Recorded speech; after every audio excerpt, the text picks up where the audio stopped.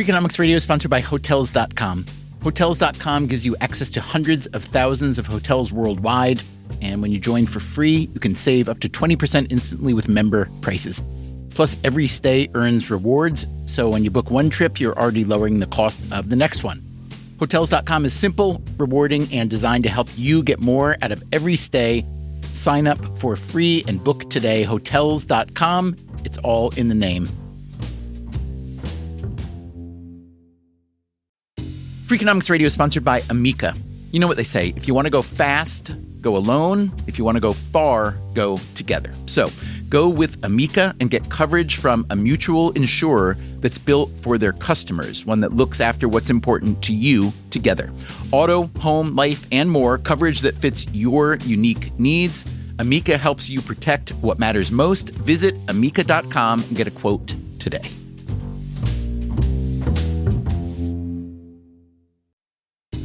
Freakonomics Radio is sponsored by Mint Mobile. Ditch overpriced wireless with Mint Mobile. Cut your wireless bill to $15 a month at mintmobile.com/freak. Upfront payment of $45 for 3 months, $90 for 6 months, or $180 for 12 months. Plan required, $15 per month equivalent. Taxes and fees extra, initial plan term only.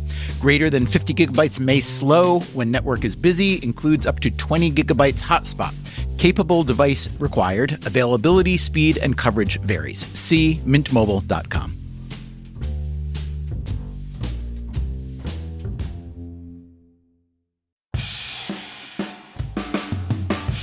Hey there, Stephen Dubner. Before this week's episode, let me ask your help for a future episode we're working on. It's about curses and superstitions.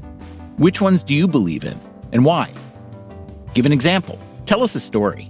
We'd like you to send us a brief audio recording. Just go in a quiet room and use the voice memo app on your phone and email the file to radio@freakonomics.com. Please include your name, where you're from, and any other information that might be relevant. And if we don't hear from you, beware the Freakonomics Radio curse. Thanks in advance. Our episode this week is one of my very favorites from the vault, published nearly a year ago. It's called How Do You Cure a Compassion Crisis? I thought it was worth hearing again as we start the holiday season. Speaking of which, if you are looking for gift ideas, how about some Freakonomics swag? We just got in some really good new stuff.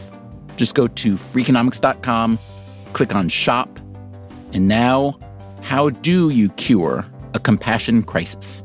Thanks for listening, and happy holidays.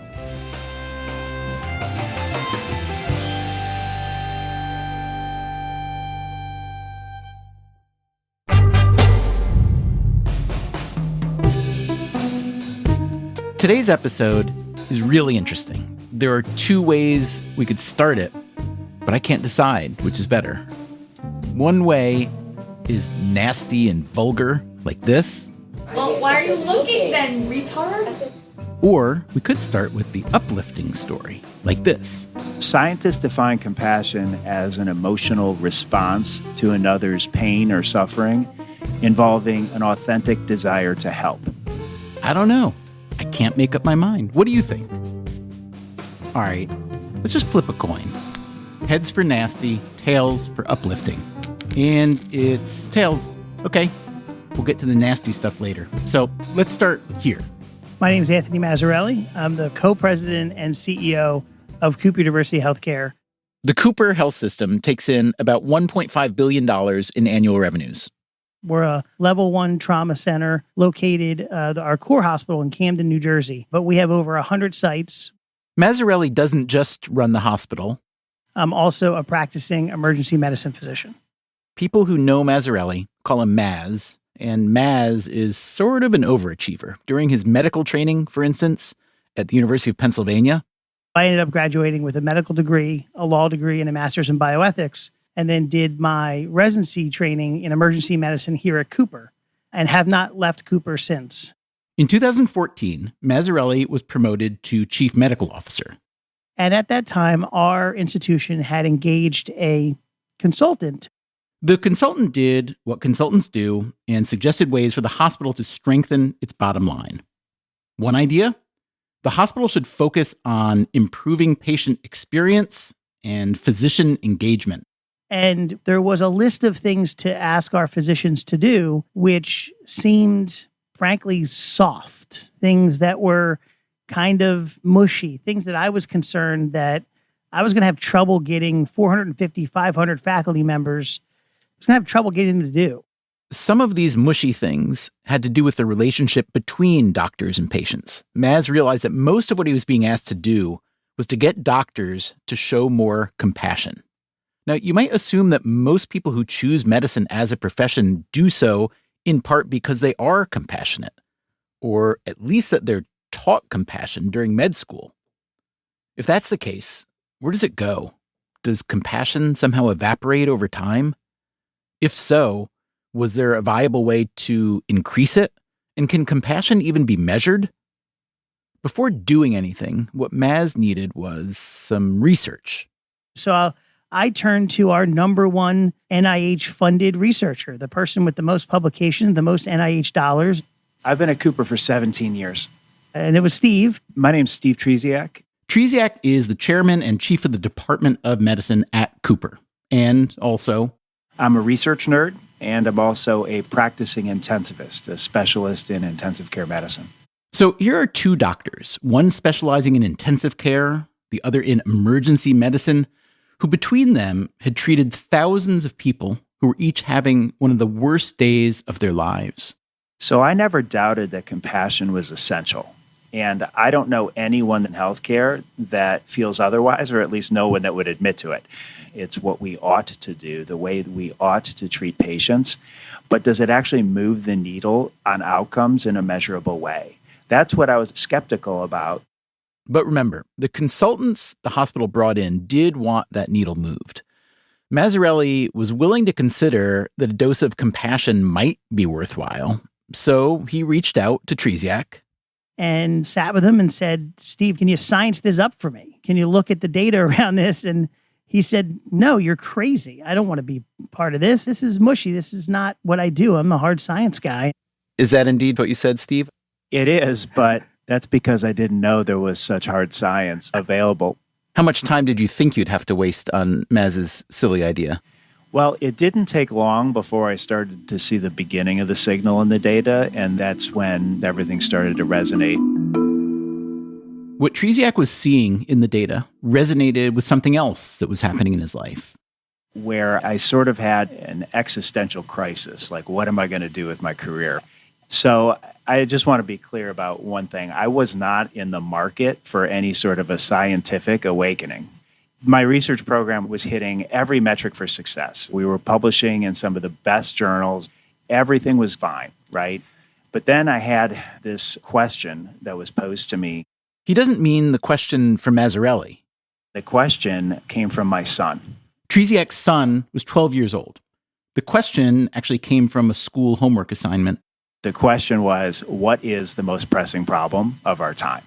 Tresiak talked over the assignment with his son, but then, on his own, he kept thinking about the question and how it applied to him.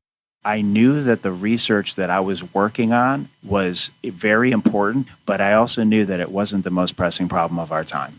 And I'm not old, but I'm too old to work on things that don't really matter. It led me to search for what is the most pressing problem of our time.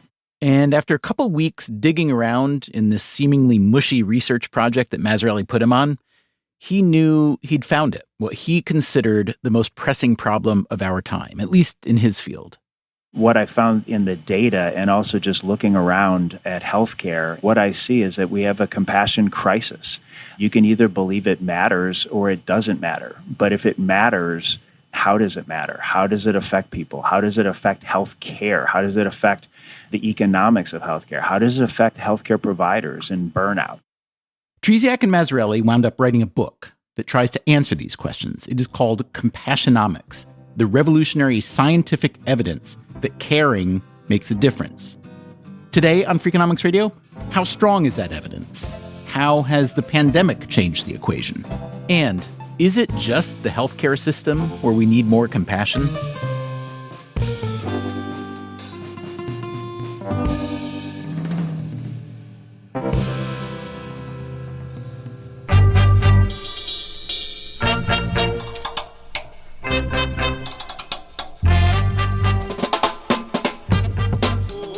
is Freakonomics Radio, the podcast that explores the hidden side of everything, with your host, Stephen Dubner.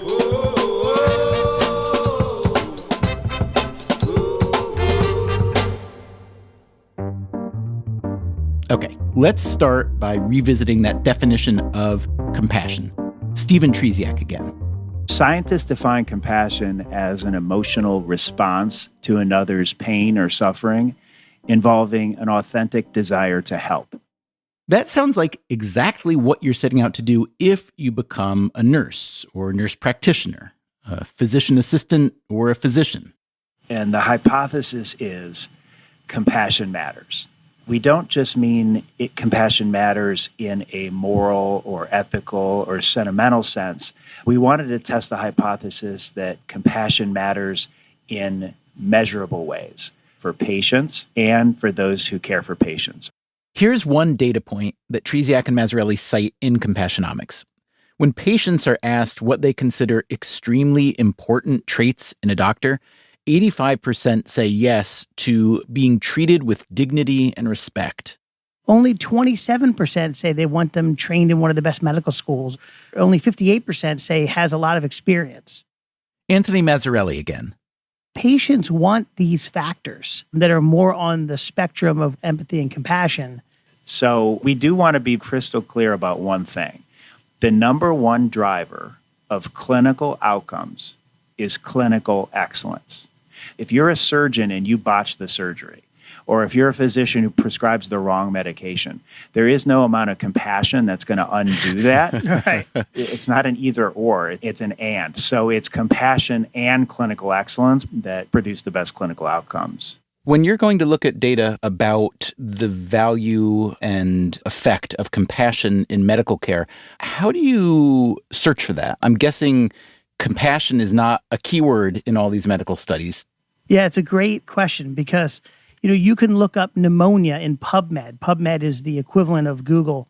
And you look up pneumonia, you'll get every article on pneumonia. If you were to look up compassion or empathy, you will not necessarily get every article. So we had to do something which was essentially the equivalent of the Dewey Decimal System. We had to go back and do a systematic review of a reference of references approach, pull articles, and then read all of those references, and then read the references of those articles, and then the reference of those articles, and keep doing that like a giant tree. That's why it took a couple years to do. So rather than seeking out empirical evidence on compassion per se, Mazzarelli and Tresiak organized their research around a set of characteristics that make up what is called patient-centered care. These include kindness, empathy, warmth, pretty much anything that shows doctors being nice to their patients. A lot of the research they looked at involved a 10-question survey called the CARE measure. Patients are asked questions like, how well did the doctor do at making you feel at ease? How well did the doctor do at fully understanding your concerns, at showing care and compassion, at making a plan of action with you? In seeking out evidence on patient-centered care, Mazzarelli and Tresiak wound up reviewing 281 research articles that formed what they saw as a collage of evidence about the power of compassion.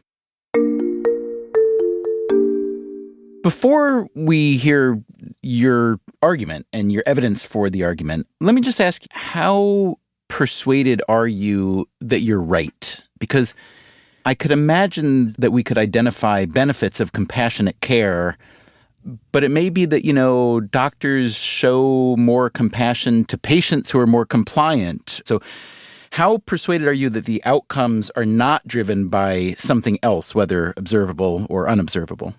Well, Steve used to have to correct me a lot on this because I am a lawyer also. He would always say to me, look, we're not making arguments. We're testing a hypothesis. He would say we need to be equally open that compassion isn't something that is measurable and meaningful. Right. So it's important to recognize the difference between association and causation. And causation can only be inferred from certain study designs. But what is really compelling, and to specifically get to your question, when you push all the data together and you see it all curated, essentially for the first time, the signal is so consistent across the studies that it really doesn't make a whole lot of sense to conclude anything else. Okay, so let's hear some of the evidence that Tresiak and Mazzarelli compiled. Sure.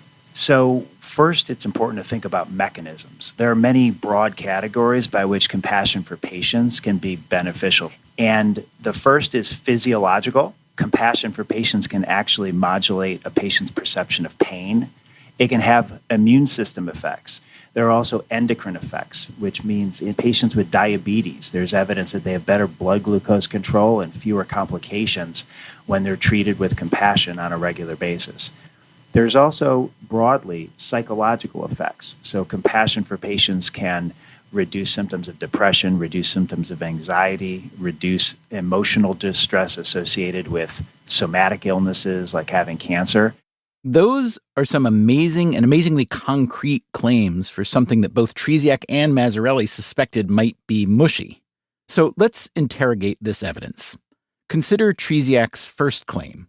Compassion for patients can actually modulate a patient's perception of pain. How did they reach that conclusion? Their book cites several research papers that take a variety of approaches. One was a randomized controlled trial done at Harvard Medical School with patients suffering from irritable bowel syndrome. It found that compassionate care, for instance, a doctor simply saying, "I can understand how difficult IBS is for you," this led patients to report significantly higher rates of symptom relief. Another study, this one from Michigan State University, also used a randomized experiment. That's the good news. The bad news is the subject pool was tiny, just 9 patients. In any case, these 9 patients were recruited from the waiting room of a primary care clinic and randomly divided into 2 groups. The control group got their standard visit with a doctor. The treatment group got the compassionate version, with the doctor engaging in warm conversation, trying to make the patient feel at ease, and encouraging follow-up questions. Afterward, the researchers put all 9 patients in an fMRI machine in order to measure their brain activity.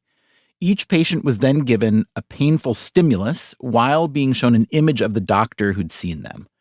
The treatment group, that is the patients who'd received the compassionate care, showed 47% less activation in the region of the brain known for experiencing pain. Again, it's a small study, and fMRI evidence is hardly perfect, but still, this type of study has persuaded Tresiak that compassion can indeed modulate pain. So I didn't say eliminate pain, but attenuate pain or one's experience of pain. And what are the mechanisms by which this happens? One of many potential mechanisms by which compassion can modulate their pain is the release of endorphins. So when endorphins are circulating, they are essentially natural opioids. Tresiak also believes that compassion creates trust between patient and doctor. In many ways, the touch of a trusted other can reduce one's experience of pain. A study from the University of Haifa in Israel, for instance, gave people a painful stimulus while holding the hand of either a stranger or a loved one. Holding a stranger's hand didn't lessen the pain at all, but people reported a 50% reduction in pain while holding the loved one's hand. There's other research showing broader claims about human connection. There's evidence that human connection also modulates or can affect one's autonomic nervous system. So the autonomic nervous system is the part of the nervous system that does everything that you don't have to think about, like controlling your heart rate and your cardiorespiratory system. Tresiak points to evidence that compassion also affects what's known as the parasympathetic nervous system. This can boost the flow of oxytocin, a molecule known as the trust hormone. Now, these physiological benefits of compassion are, to me at least, quite surprising. Somewhat less surprising are the reported psychological benefits. That's probably intuitive to some extent, that treating someone with compassion can help their mental health. But we've also seen this in a study that we recently published here at Cooper. This study was led by Brian Roberts, an emergency medicine doctor. Brian did a study on the effects of compassion and the subsequent development of PTSD, post-traumatic stress disorder. He was studying people whose PTSD didn't come from war or some traumatic loss. it came from spending time in the hospital. So approximately 1/3 of patients that go through the experience of critical illness in an ICU end up making diagnostic criteria for PTSD at 30 days. Even if you just come to the ER with a life-threatening medical emergency, 25% of those patients end up making diagnostic criteria for PTSD at 30 days. Here's the hypothesis Brian Roberts wanted to explore, that treating ER and ICU patients with more compassion might decrease the prevalence of PTSD. And what he found was that more compassion from the patient's perspective was associated with lower development of PTSD at 30 days. So perhaps compassion for people while they're going through terrifying medical emergencies can actually help them with their psychological effects down the road. So I mentioned this compassionomics idea to one doctor friend of mine. He's a gastroenterologist whose specialty is cancer care. He's late 50s, early 60s. And he pushed back in the following way. He said that doctors like him used to practice lots of compassion because, he said, there wasn't much else they could do once someone was diagnosed with cancer. And now that there's so many more treatment options, that he'd rather deliver a lot of science than a bunch of compassion. So there's an opportunity cost argument to this, right? If we're going to spend a lot of time teaching and or focusing on these kind of softer skills, does the science suffer? Compassion actually takes almost no time, like less than a minute. There was a randomized controlled trial from Johns Hopkins in a cancer population, and the primary outcome measure was anxiety. If you have cancer or somebody close to you has, you know that anxiety is pretty important. And what they found is that the compassionate care had a significantly better effect on the patient's anxiety level. But what was most striking is that it only took 40 seconds for the intervention. And we found 5 other studies which show that it is less than a minute. And some people would argue there should be no time dimension at all because it doesn't take any extra time to treat somebody with compassion. I think a fair response back might be, okay, fine, you found 5 studies and it's less than a minute, but you're opening yourself up to a ton more questions. You're opening yourself up to a much longer visit, but that's also been studied.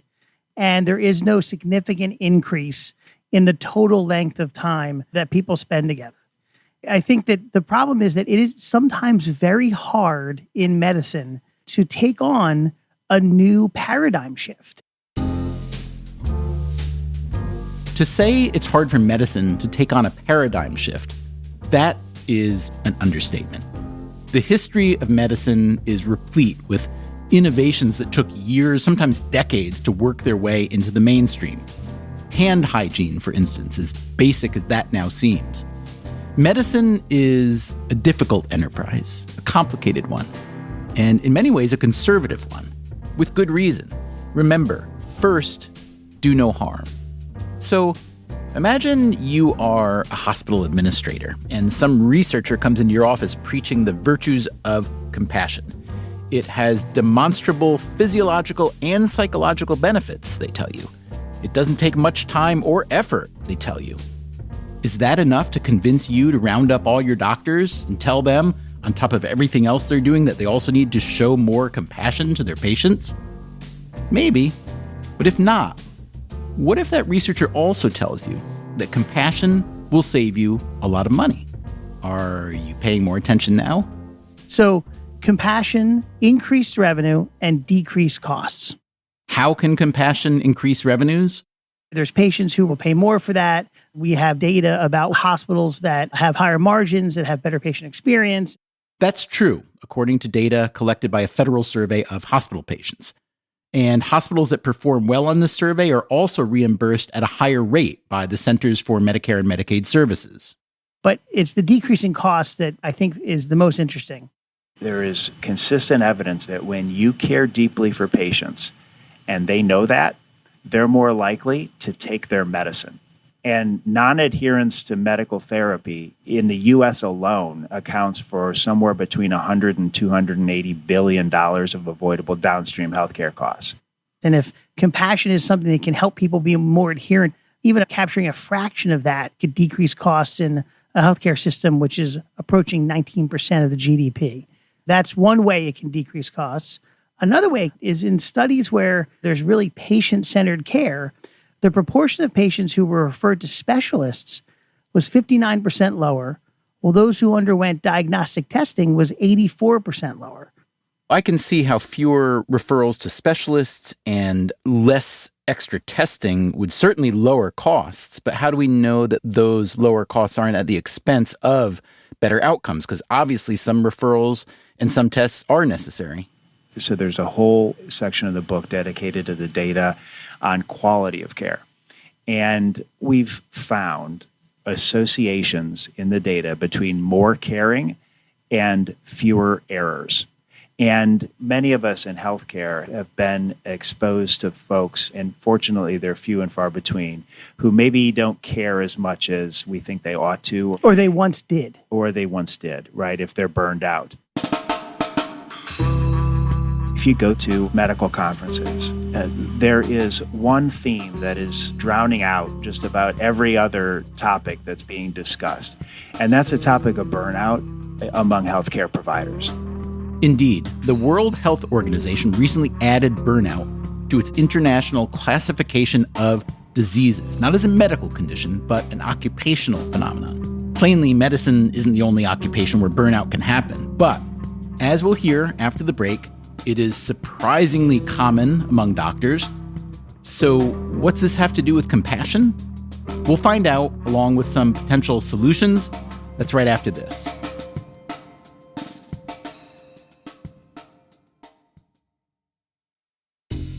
Freakonomics Radio is sponsored by Cash App.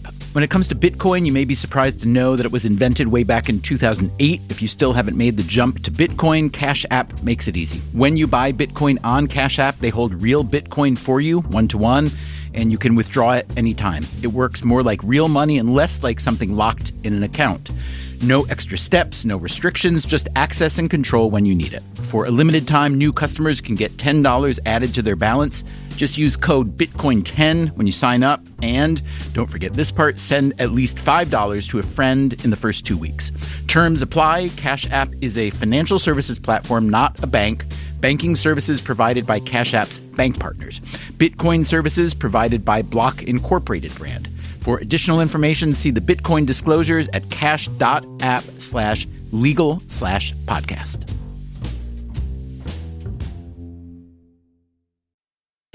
Freakonomics Radio is sponsored by Figure. Did you know that 40% of homeowners own their home outright? If that's you, don't let your equity sit idle. Tap it with a home equity line of credit. Figure, the #1 non-bank HELOC lender in the U.S., helps tap equity you've built in your home so you can do things like tackle a renovation or pay down debt. HELOC is a line of credit secured by your home. You can draw what you need, repay, and draw again.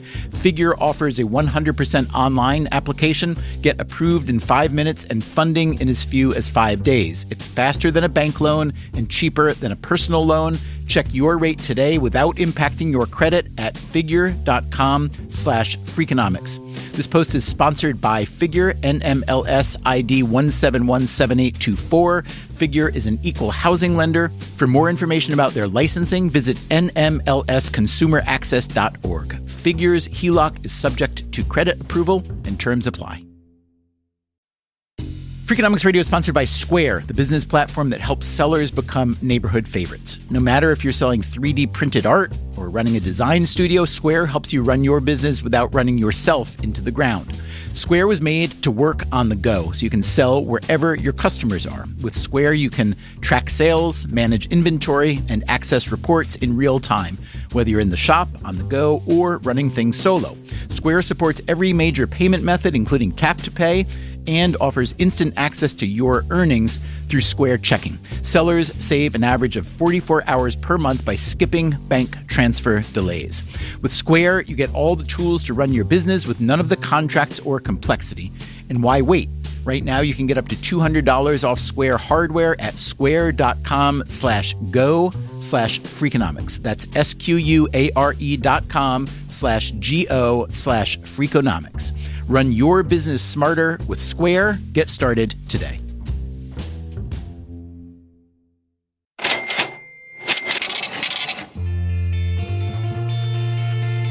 Anthony Mazzarelli and Stephen Tresiak are doctors and administrators at Cooper University Healthcare in Camden, New Jersey. That's just across the Delaware River from Philadelphia.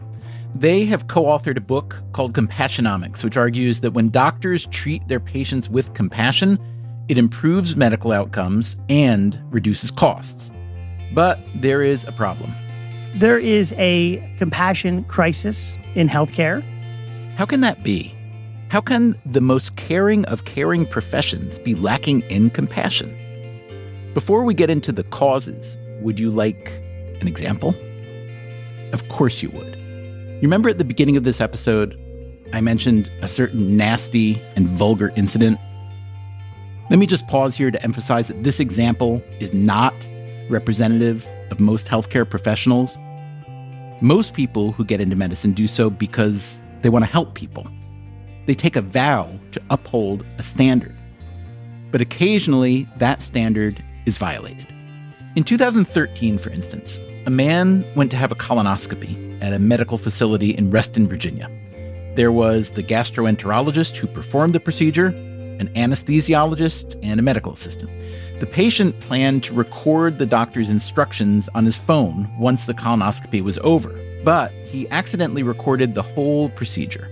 From his nervous questions before things got started. Sorry I have so many questions. It's Okay. my first time doing anything like this. To the doctors talking about him once he was anesthetized. He's crazy. They start talking about an earlier problem the patient had, a genital rash. And he keeps mentioning it like it's the first time he's ever talked to anyone about it. I'm like, sir, you've seen 2 urologists. Well, what are you telling me for?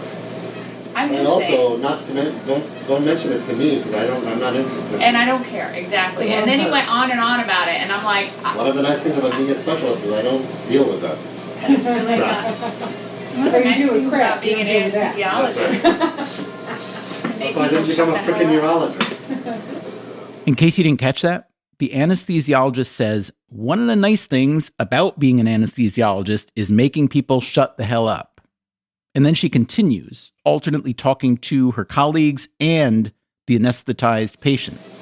And under 5 minutes of talking to you in pre-op, I wanted to punch you in the face and man you up a little bit. What? So just make sure you're gowned Can up. you give me some lube on the floor? No, I need to accidentally rub up against it. Some syphilis on your arm or something. That'll be bad. That'll be real bad. It's probably tuberculosis in the penis, so I'm sure you'll be all right. Just get a PPD in like a month, and then you'll take some INH and be fine. As long as it's not Ebola, you're So if you see a reaction, you make Penis Ebola. It's penis Ebola, she says, which is not a thing. Then she says she's going to enter hemorrhoids on the patient's chart. I'm going to mark hemorrhoids, even though we don't see them and probably won't. Even though we don't see them and probably won't. I'm just going to take a shot in the dark. This patient, after waking up and hearing the phone recording, sued the doctors. The gastroenterologist was ultimately dismissed from the case, but the anesthesiologist and her practice were ordered to pay $500,000 in damages. Again, this is just one incident and an egregious example for sure. But if you want to make an argument for the lack of compassion in healthcare, it's a good example.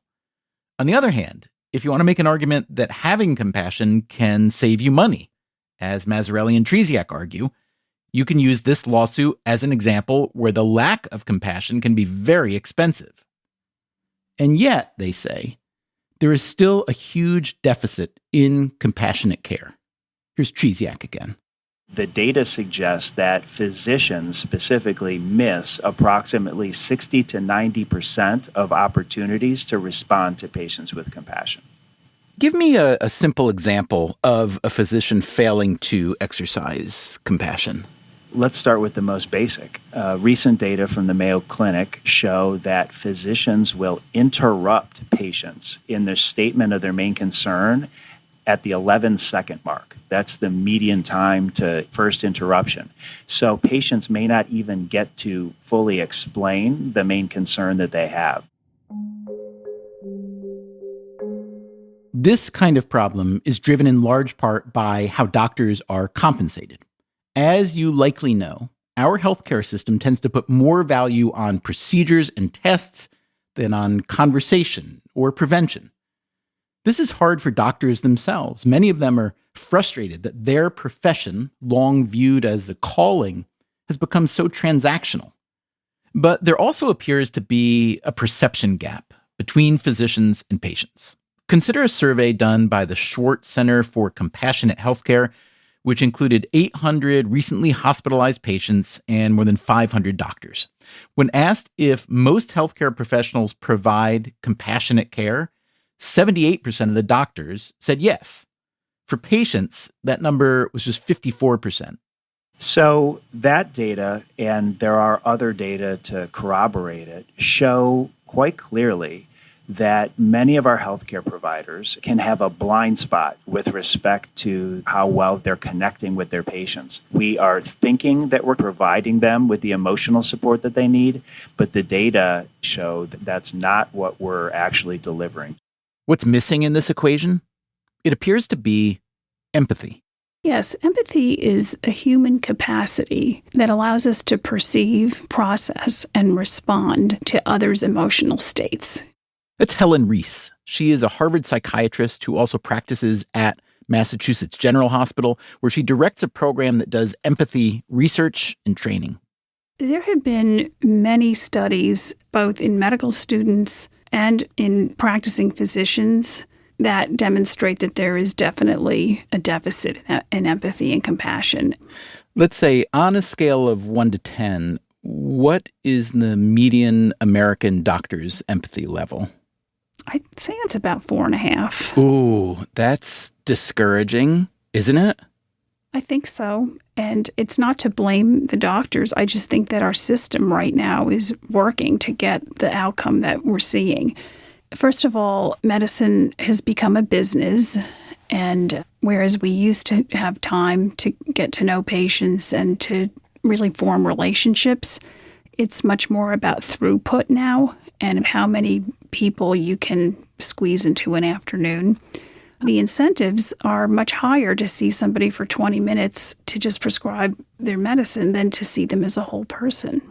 Reese argues that this scenario is a big driver of physician burnout. How is that defined? Burnout is defined when a few things are happening called depersonalization, where patients are seen more like as a number or a diagnosis, one on a list instead of like real people.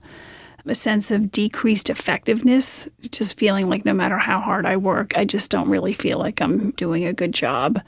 And emotional exhaustion.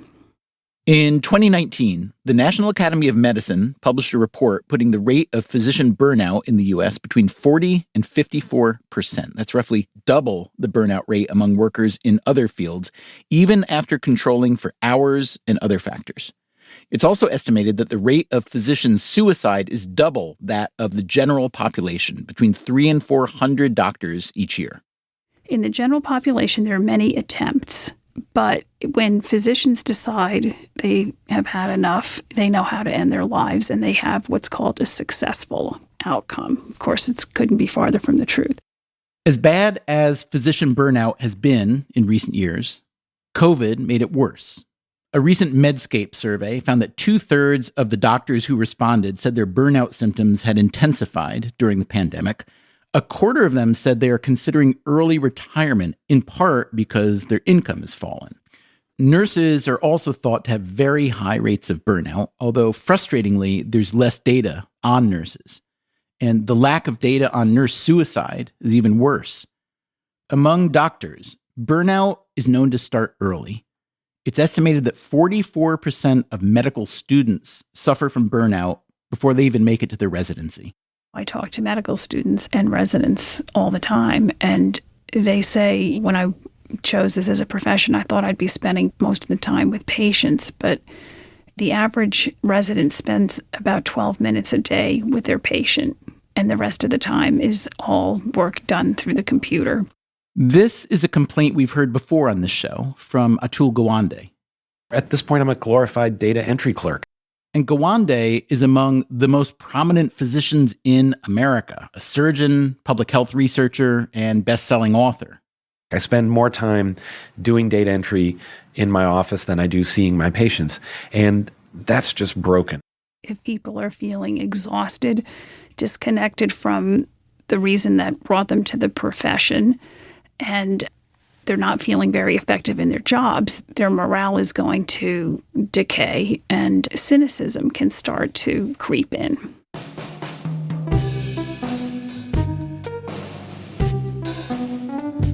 There is a cult novel published in 1978 called The House of God, which is still popular among medical students. It follows a group of first-year residents at work in the hospital. The House of God is their name for the hospital itself.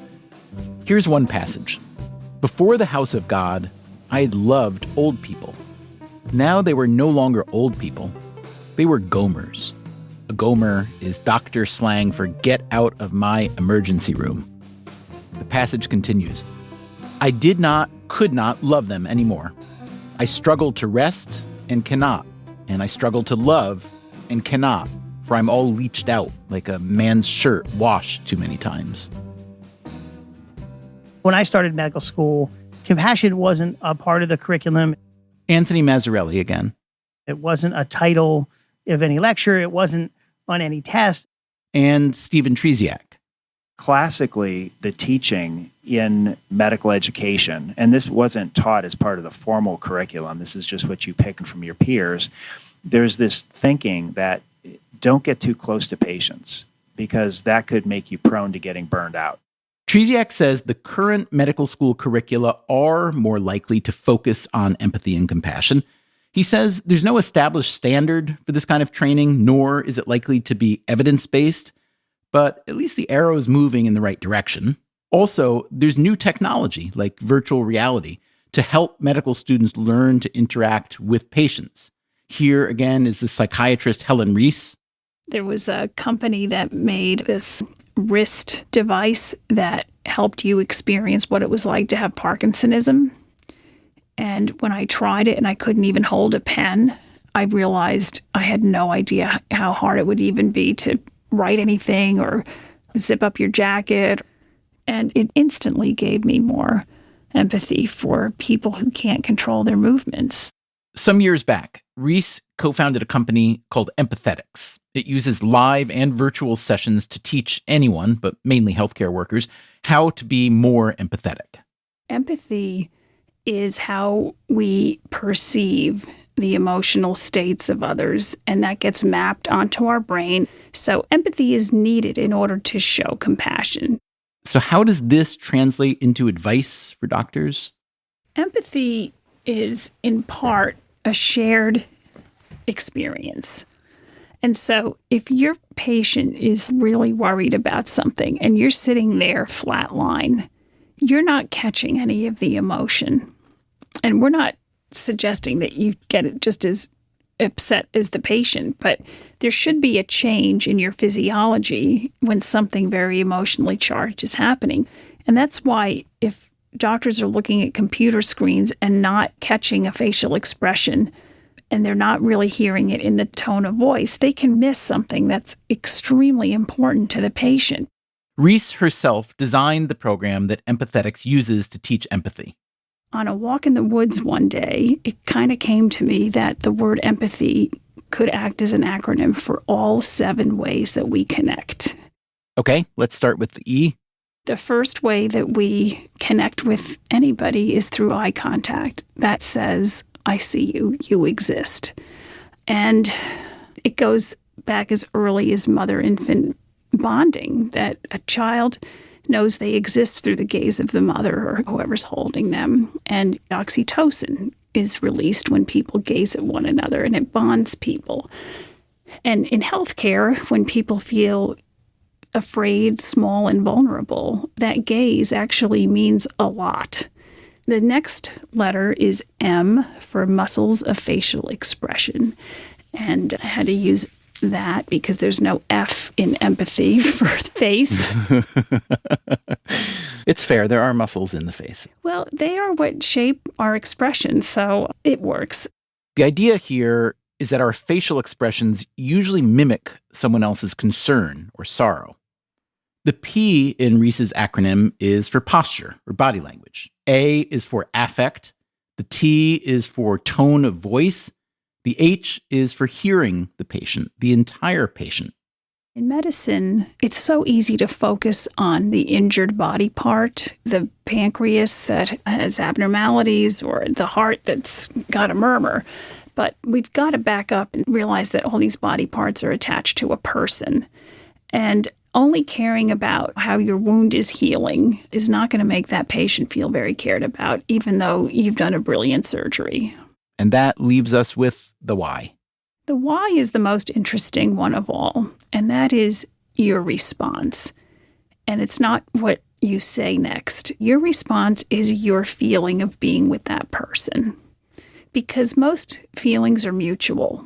And if you're feeling good after an interaction, chances are the other person is too. But if you're feeling a little like something tilted there, we encourage taking some moments to reflect back on what just happened and ask yourself, was I abrupt? Did I seem rushed? Did I cut the person off? Did I not answer their questions? Like, when things are off, we should not just move on and say, oh, well, because oftentimes it's that gap where you kind of know something wasn't quite right. Helen Reese's argument is that if you want to increase compassion among doctors and other healthcare personnel, you have to start with empathy. Empathy is the prerequisite. And if the empathy doesn't come naturally, or if it gets leached away over time, and if people have to be taught to exhibit empathy, well, that's what needs to happen. And there's one more reason why it needs to happen. This is the most radical argument that Stephen Tresiak and Anthony Mazzarelli make in their book, Compassionomics. All that stuff about how compassion is good for patients, both physiologically and psychologically, that's not so radical. All the evidence that physician burnout is a huge problem, also not so radical.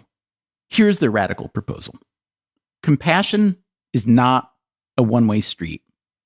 Its benefits accrue not only to patients, they argue, but to doctors and nurses as well. Compassion, in other words, will heal the healers. Several studies have linked compassion or empathy to lower levels of burnout. It's really hard for studies like that to prove causation, but researchers have documented physiological benefits of dispensing compassion. Sometimes it's called the helper's high, driven perhaps by a spike in endorphins. Dispensing compassion can also activate the parasympathetic nervous system, which produces a calming effect.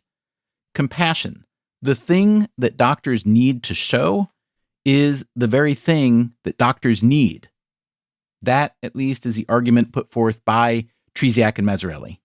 The preponderance of evidence shows that there is an inverse association between compassion and burnout. So more compassion, lower burnout, lower compassion, higher burnout. Healthcare providers who have lower compassion for patients are more predisposed to getting burned out under the same amount of stress. So we believe that having a fulfilling doctor-patient relationship or a nurse-patient relationship gives you that fulfilling part of medicine. And if you don't have that, then it's just one stress after another. Soon after Tresiak and Mazzarelli began to focus on the science of compassion, they started a program at Cooper Health System to mentor physicians on how to connect and communicate with patients. Mazzarelli reports that the hospital has since made improvements every year in patient satisfaction, physician engagement, and financial performance. Although Mazzarelli, true to what he has learned during his Compassionomics journey, was careful to note that, quote, of course, we can only report association rather than definitive causation from these data. Let me ask you, since you were the skeptic coming in, Steve, I'm really curious to know what kind of effect this work, the research and writing the book and trying to put it into practice, what kind of effect that's had on you personally and or professionally. Sure. So after going through all of the data and specifically seeing the signal that compassion can be beneficial for the giver too, That really left an indelible mark on me because after 20 years of working in an ICU and meeting people on the worst day of their life, I came to the realization that I had every symptom of burnout, every single one. And I assure you that's not a good place to be. So having just synthesized all the evidence that compassion can be beneficial for the giver too, I decided to do an experiment on myself. And I tried very hard, and I still do to this day, working to connect with people more, not less. It's not only the patients for me, it's their families. Many of my patients are so sick they can't talk. They're on a ventilator, for example.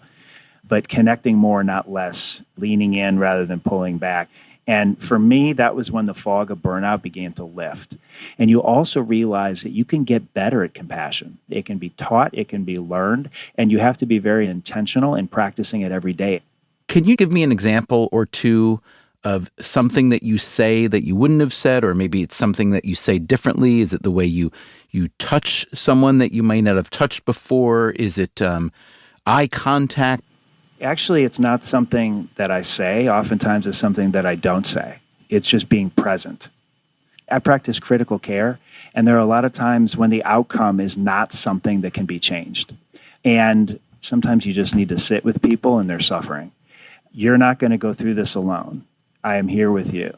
In fact, just in the ICU recently, I had to give essentially news to a woman whose brother was fighting for his life. We were still hopeful that he could recover, but he was so severe that it was very likely that he might not. And it was devastating to her because he had been her rock throughout her whole life. And at the end of that discussion, she said, "You don't remember me, do you?" And I said, "I'm sorry, I don't." And she said, "I wouldn't think that you would. You see so many patients here. It's okay. But 8 years ago, my mom was in that room right across the hall there, and you were her doctor. And we had to have this talk, and you had to tell me that she was dying and there was nothing that we could do for her." And what she remembered was the nurses and the fact that she never felt alone through that whole experience. She said, the kindness of your nurses and how they helped me through that. She said, it keeps coming back to me. It comes back to me all the time. I think about that because it was so hard at the time. But every time I think about it, I think about the kindness of those nurses. And so going back to what we were talking about earlier, even though there are 281 references in this book of original science research papers that show that compassion matters, even when it can't make a difference on the outcome, it still makes a difference. That, again, was a replay of episode number 444, How Do You Cure a Compassion Crisis? You can get the entire archive of Freakonomics Radio on any podcast app. Coming up next time on the show... It's the most illiquid market I've ever seen. What market is that? The art market is a fascinating, sexy, intellectually compelling, unregulated global market. Next week, we launch a 3-part series on that fascinating, sexy, and, yes, unregulated market.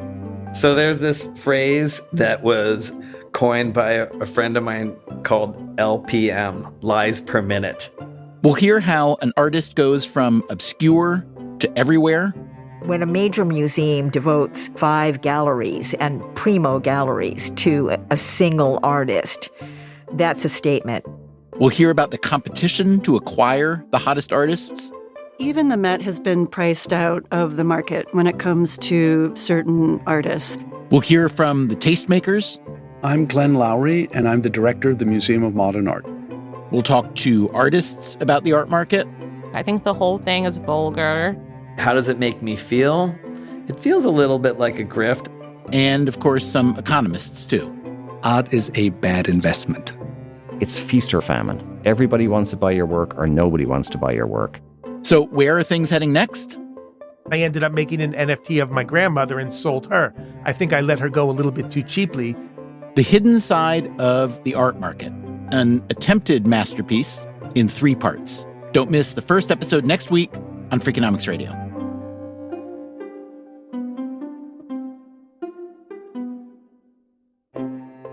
Freakonomics Radio is produced by Stitcher and Renbud Radio. We can be reached at radio@freakonomics.com. This episode was produced by Morgan Levy.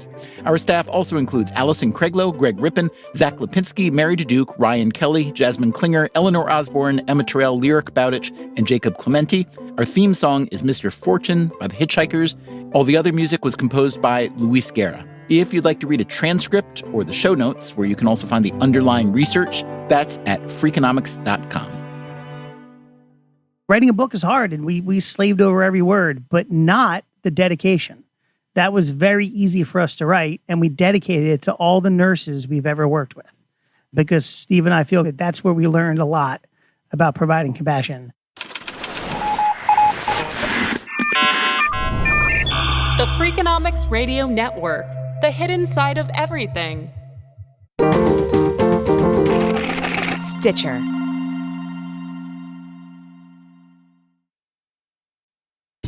Freakonomics Radio is sponsored by Ozempic. Innovation happens through rethinking what's possible, and when it comes to GLP-1s, Ozempic pill does just that. Learn more about Ozempic semaglutide tablets, 4 and 9 milligrams, by calling 1-833-OZEMPIC or visit Ozempic.com to view the medication guide and ask your doctor what's possible with FDA-approved Ozempic pill.